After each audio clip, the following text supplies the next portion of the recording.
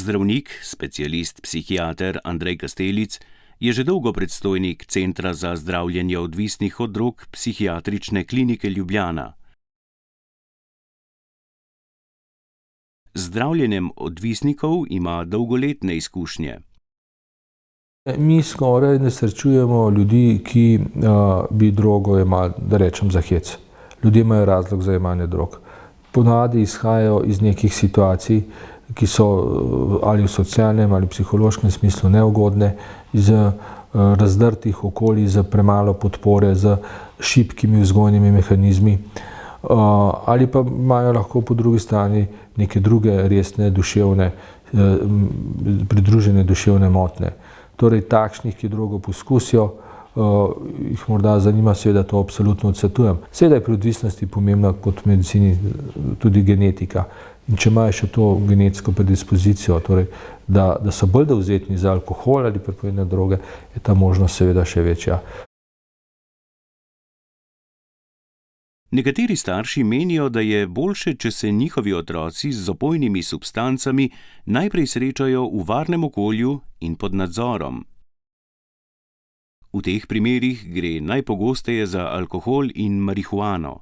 Je pa res, da imamo nekaj staršev, ki so zelo tolerantni do jemanja drog in tudi v javnosti razglašajo, da jemanje marihuane, kaj je marihuane, ni prav nič osebnega, pa se vedno pokaže, da tam, kjer je ta pristop preveč, bi rekel, sproščujoč, sproščen, da ponavadi ima ta otrok prej slej kar resne težave. Dejstvo je, da v Sloveniji nekje čez 80% mladih prvič pride v stik z alkoholom doma. Slovenija seveda smo bistveno preveč tolerantni do uživanja alkohola.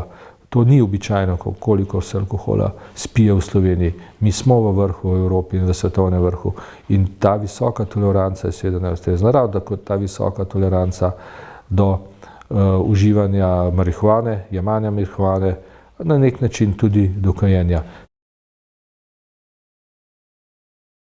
Mnogi uživalci nedovoljenih drog poskušajo svojo odvisnost skriti, saj družba te bolezni ne razume in je ne sprejema kot drugih bolezni, kot na primer diabetesa.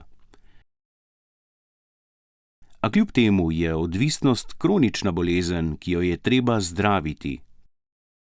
Uspeh zdravljenja je enak za vse kronične bolezni. Mi vsekakor mislimo, da pri jemanju drog prihaja do sprememb v možganih, spremenjena funkcija kateregakoli organa v telesu se v medicini imenuje bolezen.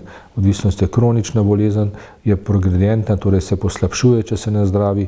Mi vemo, da je smrtnost ljudi, ki jemljajo droge, nekje 40 do 50krat večja v primerjavi s populacijo, ki drog ne jemlje, in smrtnost, zdravljenje zmanjša to smrtnost nekje 4 do 5krat. Glavni vzrok smrti so tako imenovane nasilne smrti, to niso samo uboji in umori, to so poškodbe v prometu, samomori, poškodbe na delu in tako naprej.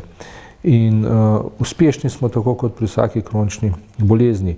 Nekje tretjina ljudi uspe vzpostaviti dolgoročno abstinenco, ponavadi eno zdravljenje ne zadostuje.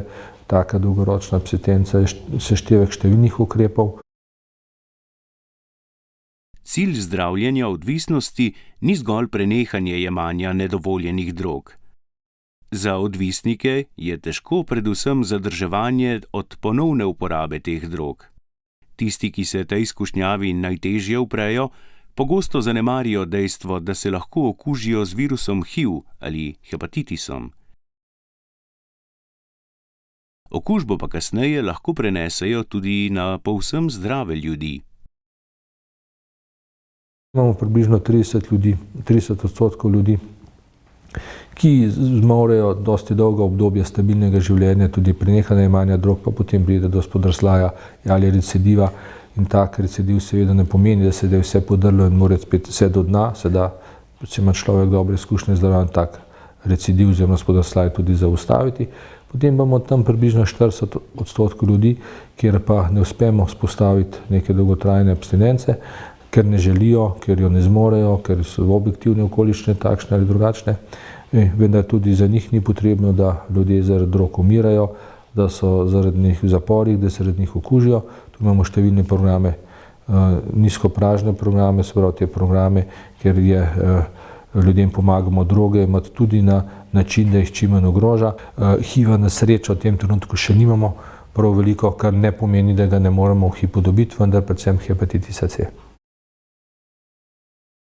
Dolgotrajno uživanje nedovoljenih drog ne veča le možnosti okužbe z enim od smrtonosnih virusov, pač pa povzroča tudi psihične težave. Številni odvisniki začnejo zdravljenje te bolezni šele potem, ko izgubijo službo, prijatelje, celo družino. In za mnoge, kljub zdravljenju, poti nazaj več ni.